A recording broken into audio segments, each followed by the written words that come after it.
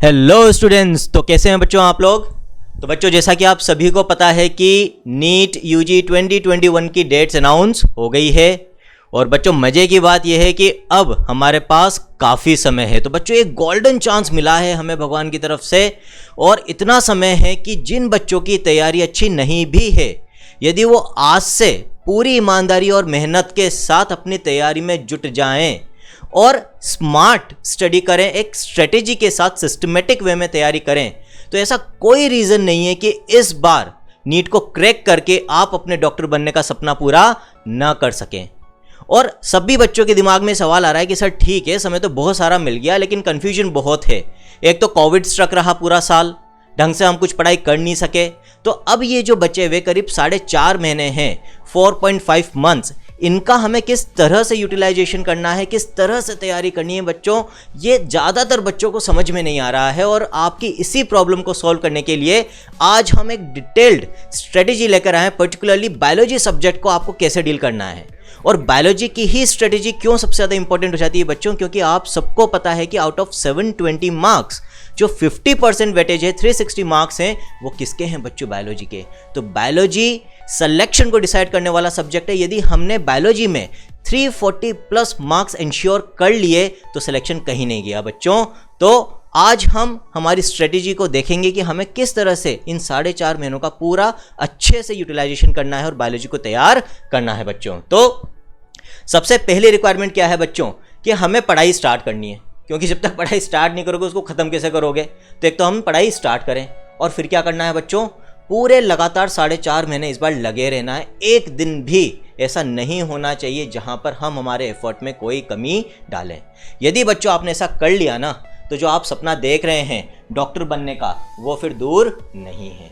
तो बच्चों, ये जो 4.5 महीने हैं, ये आपकी लाइफ को डिसाइड करने वाले 4.5 महीने हैं।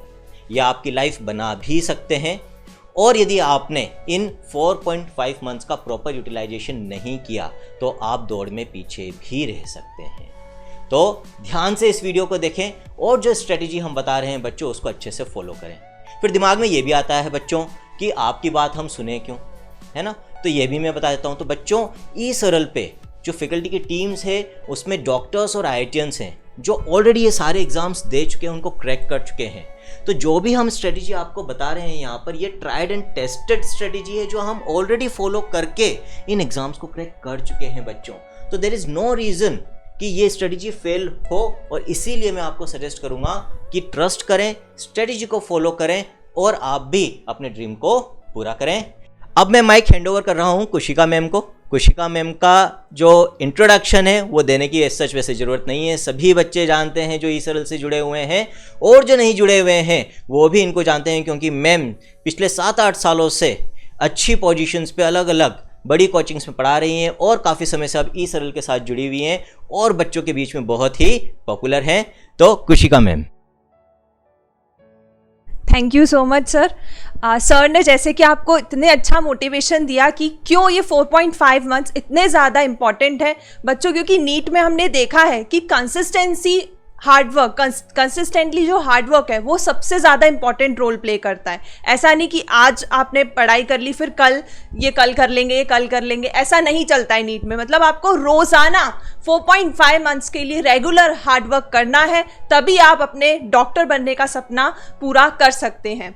जैसे कि बच्चों, आपके अंदर फियर होना चाहिए कि ये आपको गोल्डन अपॉर्चुनिटी मिल रही है टू बिकम अ डॉक्टर। कोई सेकंड ऑप्शन होना ही नहीं चाहिए आपके पास में कि अगर MBBS नहीं मिला तो मैं कुछ और कर लूँगा या 1 साल और ड्रॉप ले लूँगा। नहीं बच्चों, ये 4.5 मंथ्स को आपको पूरी तरह यूटिलाइज करना है अच्छे से। और हम स्ट्रेटेजी वीडियो आपके लिए लेकर आए हैं, पूरी बड़े फैकल्टीज़ जैसे doctor Anshuman sir, NK Gupta sir, इनके प्लानिंग से और इनके एक्सपीरियंस से ये स्ट्रेटेजी हमने बनाई है।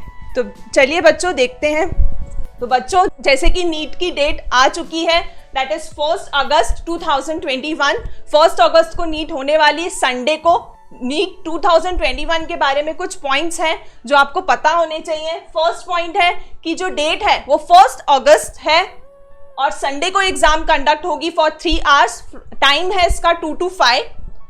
साथ ही साथ बच्चों पेन पेपर मोड में काफी टाइम से ये भी कंफ्यूजन चल रहा था कि शायद ऑनलाइन मोड पे एग्जाम कंडक्ट होगी, बट पेन पेपर मोड पे अब श्योर हो चुका है कि एग्जाम कंडक्ट होगी। साथ ही साथ बच्चों ये 11 लैंग्वेजेस में कंडक्ट होने वाली है। Next, there is no changes in the syllabus. जैसे कोविड के कारण 11th, 12th और 10th के सिलेबस में रिडक्शन हुआ है, बट नीट के सिलेबस में there is no changes. Next बच्चों 180 क्वेश्चंस हमेशा की तरह, जो कि 720 मार्क्स के होते हैं, जिसमें से मैक्सिमम वेटेज बायोलॉजी का है। नेक्स्ट बच्चों हमें there is no upper age limit, कितने भी एज तक आप नीट की एग्जाम दे सकते हैं और साथ ही साथ कितने भी अटेम्प्ट्स दे सकते हैं। There is no number of attempts limits too. इसका केस चल रहा है लेकिन अभी तक कोई भी डिसीजन नहीं आए हैं, तो हम यही मान के चलेंगे कि there is no attempt limits. तो बच्चों कोविड के कारण जो लेवल है इस बार की नीट एग्जाम का वो इजी ही होगा, ऐसा एक्सपेक्टेड है।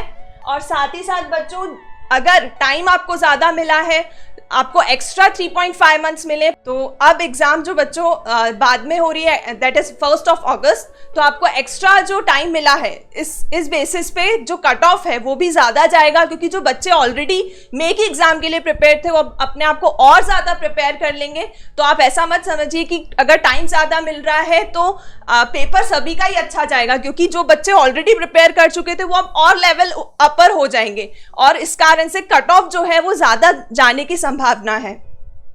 साथ ही साथ स्टूडेंट्स आपको टोटल गोल्डन अपॉर्चुनिटी मिली है 4.5 मंथ्स की। अब बच्चों थंब रूल क्या है नीट एग्जाम के लिए, हम यहाँ पे बेसिकली आपको बायोलॉजी के लिए बताने वाले हैं, लेकिन आपको तीनों सब्जेक्ट में बैलेंस बना के चलना है, फिजिक्स, केमिस्ट्री एंड बायोलॉजी। तीनों सब्जेक्ट को आपको रोजाना 4-4 घंटे पढ़ना है अगर आपको अपना एम पाना है, that is to become a doctor. अब डॉक्टर अंशुमन सर आपको अच्छे से बताएंगे कि एनसीईआरटी बेस्ड कौन कौन से चैप्टर आएंगे और कौन से चैप्टर में आपको एनसीईआरटी के बियॉन्ड जाके पढ़ने की ज़रूरत है। सो सर प्लीज़ आप बच्चों को बताइए। तो बच्चों जैसा कि अभी मैंने बोला था कि इस बार सिलेक्शन को कौन सी चीज़ डिसाइड करेगी, सिलेक्शन को ये डिसाइड करेगा कि कौन सा बच्चा स्मार्ट स्टडी करता है। देखो बच्चों पढ़ते तो सभी बच्चे हैं, है ना, और अब ये जो गोल्डन अपॉर्चुनिटी मिली है, 4.5 महीने एक्स्ट्रा मिल रहे हैं हमें, है ना, एक तरह से पूरे ही एक्स्ट्रा मानो आप, तो जिस दिन से डेट डिसाइड हो गई है अब पूरा टाइम हमारे लिए एक्स्ट्रा है। तो अब ये जो एक्स्ट्रा टाइम है इस बार तो ये मौका कोई नहीं छोड़ने वाला, तो सारे बच्चे पढ़ाई में तो लग जाने हैं, लेकिन फिर भी आप जानते हो सिलेक्शन तो सबका होगा नहीं, कुछ का ही होगा, और किनका होगा, जो स्मार्टली स्टडी करेंगे। तो बच्चों आपको भी स्मार्टली स्टडी करना है, और स्मार्ट स्टडी में ये बहुत इंपॉर्टेंट होता है कि आपको ये पता होना चाहिए कि मुझे पहले कौन से चैप्टर्स को ज़्यादा इंपॉर्टेंस देनी है, कौन से चैप्टर्स में ज़्यादा कवरेज करना है, कुछ भी नहीं छोड़ के जाना, सब कुछ चार्ट कर जाना है, कौन से ऐसे चैप्टर्स हैं जिनमें से एनसीईआरटी के बियॉन्ड भी चीज़ें पूछी जा सकती है, और कौन से ऐसे चैप्टर्स हैं जिनमें से यूजुअली क्वेश्चंस कम आते हैं, और आते भी हैं तो सिर्फ एनसीईआरटी के अंदर से ही आते हैं। इस तरह से बच्चों यदि आप सिस्टमेटिक वे में इन सारे चैप्टर्स को सेग्रीगेट करके प्रायोरिटी के हिसाब से पढ़ोगे तो फिर सिलेक्शन के चांसेस बहुत ज़्यादा बढ़ जाते हैं, और कोई रीज़न नहीं होगा कि आपका सिलेक्शन ना हो। तो बच्चों एक एक करके हम 3 चीज़ें डील करेंगे। सबसे पहले हम देखेंगे कि कौन से वो चैप्टर्स हैं बायोलॉजी के जिन पे सबसे ज़्यादा इंपॉर्टेंस आपको देनी है, जिनका वेटेज सबसे ज़्यादा रहता है नीट पेपर के अंदर। फिर हम देखेंगे कि कौन से चैप्टर्स हैं जिनमें एनसीईआरटी के बाहर से क्वेश्चन आ सकते हैं, और तीसरे केस में हम देखेंगे कि कौन से वो चैप्टर्स हैं जिनमें आपको एनसीईआरटी के अलावा पढ़ने की ज़्यादा ज़रूरत नहीं है। तो सबसे पहले बच्चों देख लेते हैं वो कौन कौन से चैप्टर्स हैं जो मैक्सिमम वेटेज रखते हैं, जिनसे हर साल काफ़ी क्वेश्चंस थोक के भाव में पूछे जाते हैं। तो पहले हम क्लास 11th के चैप्टर्स के बारे में बात करेंगे बच्चों। तो पहली यूनिट की बात करते हैं, that is diversity in the living world. इसमें 4 चैप्टर्स हैं, जिसमें से पहला चैप्टर जो है लिविंग वर्ल्ड बच्चों वो रिलेटिवली कम वेटेज रखता है, क्वेश्चंस भी कम आते हैं, कई बार एक भी क्वेश्चन नहीं आता, और बच्चों यदि आता भी है क्वेश्चन तो यूजुअली एनसीईआरटी के अंदर से ही आता है। तो इस यूनिट के अंदर आपको जो बाकी के 3 चैप्टर्स हैं, 2nd, 3rd और 4th, इसमें कौन कौन से चैप्टर्स आ रहे हैं बच्चों, एक आ रहा है आपका बायोलॉजिकल क्लासिफिकेशन, एक आ रहा है प्लांट किंगडम, और एक आ रहा है बच्चों एनिमल किंगडम। इनको ज़्यादा इंपॉर्टेंस देनी है, ठीक। फिर नेक्स्ट यूनिट की बात करें बच्चों हम, structural organisation in plants and animals. इसके अंदर जो 5th चैप्टर आता है पूरी बुक में, यदि हम देखें जो चैप्टर नंबर है उसी हिसाब से आपको बता रहे हैं बच्चों, तो 11th एनसीईआरटी बायोलॉजी में जो 5th नंबर का चैप्टर है दैट इज एनिमल टिश्यू वाला चैप्टर, स्ट्रक्चरल ऑर्गेनाइजेशन इन एनिमल्स, वो रिलेटिवली ज़्यादा वेटेज रखता है बच्चों। इस पर आपको इस यूनिट में ज़्यादा ध्यान देना है। Next unit cell structure and function. तो बच्चों यहाँ तो आपको भी पता है कि सेल और सेल साइकिल इन दोनों चैप्टर से क्वेश्चंस हर साल आते हैं, ठीक, तो इनको प्रायोरिटी पे रखें इस यूनिट के अंदर। अगली यूनिट बच्चों प्लांट फिजियोलॉजी। तो बच्चों वैसे प्लांट फिजियोलॉजी ओवरऑल पूरी इंपॉर्टेंट है, ऐसा कोई चैप्टर नहीं रहता कि जिसमें से क्वेश्चन ना पूछा जाए, एक आध क्वेश्चन तो हर चैप्टर से आता ही आता है, लेकिन फिर भी प्रायोरिटी पे हमें कौन से दो चैप्टर्स रखने हैं इस यूनिट के, एक तो बच्चों सेल रेस्पिरेशन और दूसरा हमें रखना है फोटोसिंथेसिस। तो रेस्पिरेशन इन प्लांट्स और फोटोसिंथेसिस इन हायर प्लांट्स, ये दो इंपॉर्टेंट चैप्टर्स हैं इस यूनिट के, इनमें बिल्कुल कमी हमें नहीं छोड़नी है। बाकी के चैप्टर्स भी पढ़ने तो हैं, लेकिन पहली प्रायोरिटी इनको देनी है, ठीक है। इनके अलावा जो दूसरे चैप्टर हैं उनकी कीमत पे ये नहीं छूटने चाहिए आपके, पहले इनको आप कंप्लीट करेंगे तो फायदे में रहेंगे। अब बच्चों हम क्लास 12 के चैप्टर्स की बात कर लेते हैं। तो क्लास 12 के अंदर जो पहली यूनिट है बच्चों, उसमें भी आपको थोड़ा ध्यान देना है। रिप्रोडक्टिव सिस्टम से रिलेटेड चैप्टर्स हैं उसके अंदर, वहाँ से भी क्वेश्चंस आते हैं बच्चों। तो ये जो यूनिट है रिप्रोडक्शन, इसमें कौन से 3 चैप्टर्स पे ज़्यादा इंपॉर्टेंस देनी है, सेकंड, थर्ड एंड फोर्थ। जो पहला चैप्टर है बच्चों reproduction in organisms, relatively come weightage रखता है, कई बार क्वेश्चन नहीं भी आता है उसमें से। लेकिन जो बाकी के 3 चैप्टर्स हैं इसके अंदर कौन कौन से हैं बच्चों, एक तो ह्यूमन रिप्रोडक्शन है, एक रिप्रोडक्टिव हेल्थ है, और एक है बच्चों sexual reproduction in flowering plants. ये तीनों चैप्टर्स इंपॉर्टेंट हैं from NEET point of view, अच्छा खासा वेटेज रखते हैं बच्चों। फिर next unit genetics and evolution, पूरी यूनिट इंपॉर्टेंट है बच्चों, इसमें से कुछ नहीं छोड़ना है आपको। फिर भी यदि आपको कि सर आप तो बताओ कि हमें इसमें सेलेक्टिव होना है, चूजी होना है, इसमें से क्या सेलेक्ट करें, तो बच्चों जेनेटिक्स के चैप्टर्स ज़्यादा इंपॉर्टेंस रखते हैं इन कंपेरिजन टू एवोल्यूशन। तो जेनेटिक्स आपकी बहुत अच्छी होनी चाहिए, थरो होनी चाहिए, कोई क्वेश्चन जेनेटिक्स का हमारा गलत नहीं होना चाहिए बच्चों। फिर next unit biology in human welfare, again an important unit. क्यों बच्चों, देखा गया है पहले यदि हम आज से 10 साल पहले की बात करें तो इस यूनिट से बहुत कम क्वेश्चंस आते थे बच्चों, लेकिन पिछले 10 साल का ये ट्रेंड है कि धीरे धीरे इस यूनिट से क्वेश्चंस का वेटेज बढ़ता जा रहा है। और क्यों बढ़ रहा है बच्चों, क्योंकि ये आज की साइंस है और ये ट्रेंड देखा गया है कि नीट या जो भी एग्जाम कंडक्टिंग बॉडी होती है, एनटीए, नीट या हम किसी भी एग्जाम कंडक्टिंग बॉडी की बात करें, जो प्रेजेंट डे टॉपिक्स होते हैं वो उनको वेटेज देते हैं। तो बच्चों इसीलिए ये यूनिट बहुत इंपॉर्टेंट हो जाती है, डाइसी यूनिट है। कई बच्चे इसको कम इंपॉर्टेंस देते हैं और वो ये गलती करते हैं, तो हो सकता है कि इस बार उनका मरण हो जाए। तो बच्चों इस चीज़ का आपको ध्यान रखना है। ये भी बायोलॉजी में हम कह सकते हैं कि टेबल को टर्न करने वाली यूनिट हो सकती है। तो जो बच्चे इस यूनिट को अच्छे से करके जाएंगे उनके पास एक चांस रहेगा कि बाय चांस यदि इस यूनिट से ज़्यादा क्वेश्चंस आ गए तो वो बाकी बच्चों से एक स्टेप अहेड हो जाएंगे। तो आपको इस यूनिट पे खास तौर से ज़्यादा ध्यान देना है बच्चों। और फिर इकोलॉजी, ये तो बच्चों आपको पता ही है, हर साल भर भर के इस यूनिट से क्वेश्चंस आते हैं। इसमें 4 चैप्टर्स हैं, चारों ही इंपॉर्टेंट है, चारों ही आपको अच्छे से करके जाने हैं। तो बच्चों ये तो बात होगी उन चैप्टर्स की जो सबसे ज़्यादा वेटेज रखते हैं नीट के अंदर, ये आपको बता दिया है। तो पहले प्रायोरिटी पे इनको रखें, फिर सेकंड लेयर में जो बाकी के चैप्टर्स हैं बच्चों उनको आप तैयार करेंगे। अब बच्चों फिर सवाल आता है दिमाग में कि सर वैसे तो ज़्यादातर क्वेश्चन बायोलॉजी के अंदर जब नीट में आते हैं तो वो एनसीईआरटी के अंदर से आते हैं, लेकिन सर फिर भी हम हर साल देख रहे हैं कि हाँ कि 4-5 ऐसे ट्विस्टेड क्वेश्चंस आ ही जाते हैं जो एनसीईआरटी के बाहर होते हैं। और ये जो 4-5 क्वेश्चन होते हैं ये हमारी नया डुबो देते हैं, क्योंकि ये 4-5 क्वेश्चन तो हम वैसे नहीं कर पाते और 4-5 हम वैसे ही गलत कर जाते हैं ना, सिली मिस्टेक जिसको आप कहते हो, जो होनी नहीं चाहिए। तो सर 10 क्वेश्चन तो हम वैसे उड़ाए, ये उनकी बात कर रहा हूँ जो बहुत अच्छे बच्चे होते हैं, और 10 क्वेश्चन उड़ाने का मतलब है 50 नंबर आपके गए। और यदि इस बार आप बायोलॉजी में 50 नंबर छोड़कर आ रहे हो बच्चों तो फिर सिलेक्शन होना बहुत मुश्किल हो जाएगा। तो हमें उन चैप्टर्स को भी इंपॉर्टेंस देनी है जिनमें से एनसीईआरटी के बाहर से क्वेश्चंस आने के चांसेस हैं, और ये कोशिश करनी है बच्चों कि वो जो 4-5 क्वेश्चंस आते हैं जो एनसीईआरटी के बाहर से आते हैं वो भी हम सॉल्व कर पाएँ, ताकि सिर्फ सिलेक्शन ही नहीं हो, हमारी रैंक भी अच्छी आए, क्योंकि वो बच्चों रैंक को डिसाइड करते हैं। यदि आपने वो 4-5 क्वेश्चन निकाल लिए, मान लो 5 क्वेश्चन आए और उनमें से आपने 3 या 4 भी निकाल लिए ना बच्चों, तो आपकी बहुत अच्छी रैंक आ जाएगी। तो बच्चों ये काम भी हम आपके लिए आसान कर देते हैं कि आपको मेनली कौन से ऐसे चैप्टर्स हैं जिनमें ये ध्यान रखना है, थोड़ा एक्स्ट्रा जाकर पढ़ना है, जहां से एनसीईआरटी के बाहर से क्वेश्चंस आ सकते हैं। तो बच्चों पहले क्लास 11th की बात कर लेते हैं। क्लास 11th में वो कौन कौन से चैप्टर्स हैं जिनमें प्रीवियस ईयर के ट्रेंड्स को हम देखें तो बाहर से क्वेश्चंस आने के चांसेस सबसे ज़्यादा हैं। एक तो स्ट्रक्चरल ऑर्गेनाइजेशन इन एनिमल्स, इसको अच्छे से करें बच्चों, डिटेल में पढ़ें, बाहर से क्वेश्चन आ सकते हैं। सेल के अंदर पूछे जाते हैं बच्चों, तो इसको भी इन डेप्थ जाकर आपको पढ़ना होगा। बायोमोलिक्यूल्स बच्चों पूरे चांसेस है, क्यों? क्योंकि ये आपकी केमिस्ट्री में भी दिया हुआ होता है बच्चों 12th क्लास में। और कई बार क्या होता है कि जो इन्फॉर्मेशन आपकी 11th बायोलॉजी के बायोमोलिक्यूल्स में नहीं दे रखी, लेकिन आपके 12th क्लास के केमिस्ट्री के बायोमोलिक्यूल्स के चैप्टर में दर की वहां से उठाकर बायोलॉजी में क्वेश्चन आ जाता है, और कई बार उल्टा भी होता है बच्चों, बायोलॉजी का क्वेश्चन केमिस्ट्री में आ जाता है बायोमोलिक्यूल से। तो ये चैप्टर आपको दोनों ही सब्जेक्ट के एनसीईआरटी में से थरली पढ़ना है, फिर बच्चों इससे आने वाले क्वेश्चन जो ट्विस्टेड क्वेश्चन आते हैं वो भी आप इजिली कर लोगे। फिर बच्चों फोटोसिंथेसिस आपको भी पता है इंपॉर्टेंट चैप्टर है, बाहर से क्वेश्चन आ जाता है, कई बार ट्विस्टेड क्वेश्चंस आ जाते हैं, इनमें से रेस्पिरेशन में से भी आ जाते हैं बच्चों। तो ये तो बच्चों बात हुई कुछ चैप्टर्स की। इसके बाद फिर हम बात करें क्लास 12th में ऐसे कौन कौन से चैप्टर्स हैं जहां पर आपसे बाहर से क्वेश्चंस पूछे जा सकते हैं। तो जेनेटिक्स, तो बच्चों जेनेटिक्स तो हमें ऐसे करनी है कि हाँ कि भी हमसे कुछ भी पूछ लो, हमें तो सब कुछ आता है जेनेटिक्स के अंदर, ठीक। फिर बच्चों एनवायरमेंटल इश्यूज, क्यों इसलिए पूछा जा सकता है क्योंकि यहाँ पर बच्चों फैक्ट्स की और फिगर्स की बात होती है, कई रिसेंट इवेंट्स की बात होती है जो अभी चल रहे हैं, तो आपको अवेयर रहना है। हो सकता है कि कोई ऐसा इवेंट जो अभी एनसीईआरटी में अपडेटेड नहीं है लेकिन हुआ है, तो वहां से क्वेश्चन पूछा जा सकता है बच्चों। फिर बच्चों biodiversity, again an important chapter, और हम कह सकते हैं कि प्रेजेंट डे इश्यूज से रिलेटेड चैप्टर, तो अगेन यहां से भी क्वेश्चन आपके बाहर से पूछे जा सकते हैं। तो बच्चों इस तरह से हमने वो सारे चैप्टर्स देख लिए जिनमें ये पॉसिबिलिटी है कि एनसीईआरटी के बाहर से भी क्वेश्चन आ जाए।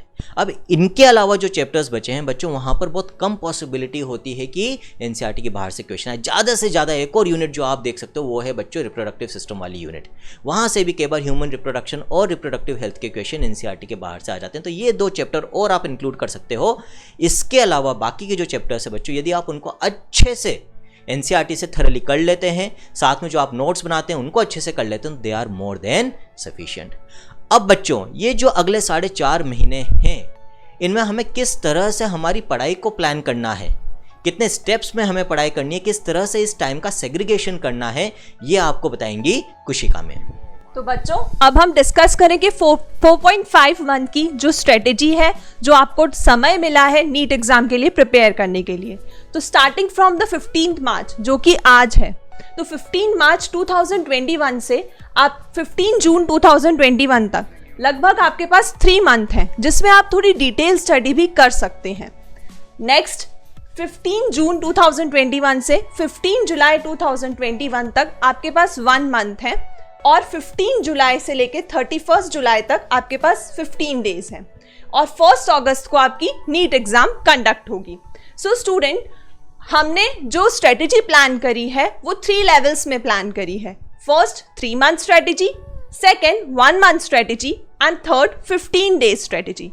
And on 1 August the exam will be conducted of NEET. और अगर आप कंसिस्टेंसी इस स्ट्रेटेजी को फॉलो करते हैं और कंसिस्टेंट हार्ड वर्क करते हैं तो आप डॉक्टर बन सकते हैं।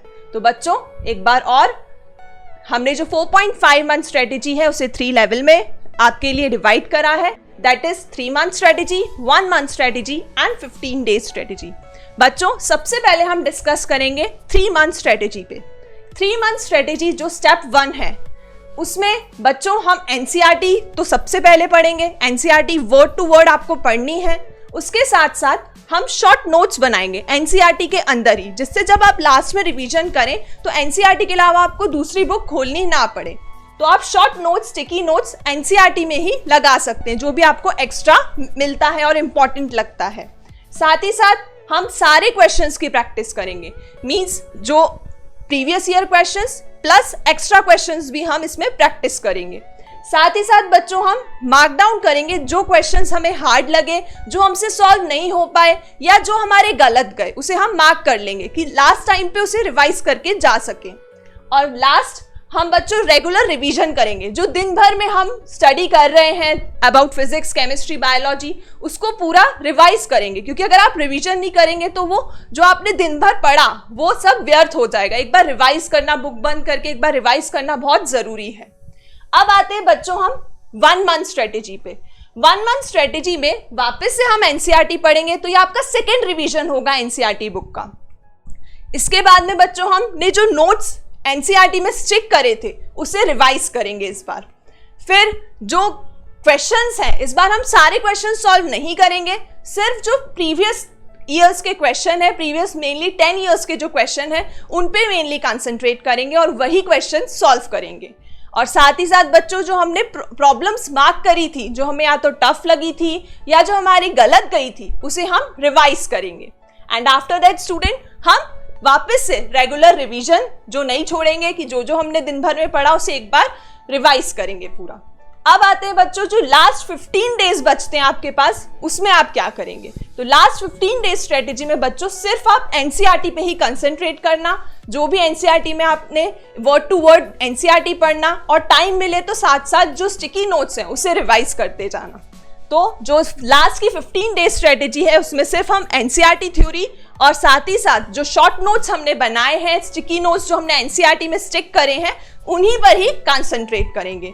तो बच्चों, अगर आप ये 4.5 मंथ की स्ट्रेटेजी अच्छे से फॉलो करते हैं तो आप अपना ड्रीम जो है वो आसानी से पा पाएंगे, क्योंकि ये जो स्ट्रेटेजी है ये अपने एक्सपीरियंस के साथ यहाँ के जो एक्सपीरियंस फैकल्टी है उन लोगों ने बनाई है, that is doctor Anshuman sir और एनकेजी सर ने। तो बच्चों, आपने देख ली क्या स्ट्रेटजी हमें फॉलो करनी है इन 4.5 मंथ्स में। एक बार फिर से समराइज कर देता हूं मैं, 3 लेवल में आपको इन 4.5 मंथ्स को डिवाइड करना है बच्चों। जो पहला लेवल रहेगा वो सबसे ज्यादा इंपॉर्टेंट है और वो है बच्चों 3 मंथ्स का। 90 डेज ऑलमोस्ट कम नहीं होते हैं बच्चों। इन 90 डेज में आपको क्या करना है, थरली हर चीज पढ़नी है, कुछ नहीं छोड़ना है। तो बायोलॉजी की जहां तक बात है बच्चों, सबसे ज़्यादा इंपॉर्टेंट होती है एनसीईआरटी। तो बच्चों एनसीईआरटी को आपको इन 3 मंथ्स के अंदर बिल्कुल थरली कर लेना है, जैसा मैम ने आपको बताया। और कुछ भी एक्स्ट्रा पढ़ रहे हैं तो उनको एनसीईआरटी के अंदर ही मैम ने आपको नोट डाउन करने के लिए बोला है। क्यों? ताकि अगले 2 रिवीजन में आपका टाइम खराब नहीं हो, आपको अलग अलग बुक्स और किताबें और कॉपियां खोल के ना देखनी पड़े बच्चों। और शुरुआत के रिवीजन में आपको सारे क्वेश्चंस भी करने हैं, जो भी एक्सरसाइजेस हमने प्रोवाइड कर रखी है आपको, जो भी प्रीवियस ईयर क्वेश्चंस है सब कुछ करें, लेकिन मार्क करते हुए कि उनमें से कौन से टफ हैं, कौन से गलत हुए, कौन से ट्विस्टेड क्वेश्चंस हैं या कौन से इंपॉर्टेंट क्वेश्चंस हैं। फिर मैम ने आपको बोला कि अगले 1 महीने में अब आपको वापस से सारे क्वेश्चंस नहीं निकालने हैं, आपको एनसीईआरटी की थ्योरी तो वापस से रिवाइज करनी है, सबसे इंपॉर्टेंट है वो, लेकिन साथ में आपको प्रीवियस ईयर क्वेश्चंस एक बार निकाल लें वापस से। और आप क्या कर सकते हैं, जो फर्स्ट लेवल में आपने क्वेश्चंस मार्क करे थे उनको फिर से एक बार रिवाइज कर लें। और इस पूरे ड्यूरेशन में आपको क्या करना है, कोई भी टॉपिक ज़्यादा दिन तक अनटच्ड नहीं छोड़ना है। मैम ने क्या बोला, रेगुलर रिवीजन बहुत ज़्यादा इंपॉर्टेंट है। और लास्ट के 15 दिन में बच्चों आपको क्या करना है, लास्ट के 15 दिन में ज़्यादा टाइम क्वेश्चंस को नहीं देना है बच्चों। लास्ट के 15 दिन में आपको मेन फोकस करना है कि एक बार थरली और जल्दी से रैपिडली हम क्या कर लें, एनसीईआरटी को पूरी अच्छी तरह से रीड आउट कर लें, रिवाइज कर लें, ताकि जब हम एग्जाम देने जाएं तो एनसीईआरटी का हर वर्ड, हर लाइन, हर चैप्टर हमारे दिमाग में बिल्कुल फ्रेश रहे। क्वेश्चन आते ही हमारे दिमाग में आंसर स्ट्राइक कर जाना चाहिए बच्चों। क्यों? क्योंकि अब ये जो एग्ज़ाम है बच्चों, ये सिर्फ नॉलेज का नहीं रहा है, ये स्पीड और एक्यूरेसी का भी एग्ज़ाम है। यहाँ पर आपको 180 मिनट के अंदर 180 क्वेश्चन करने हैं।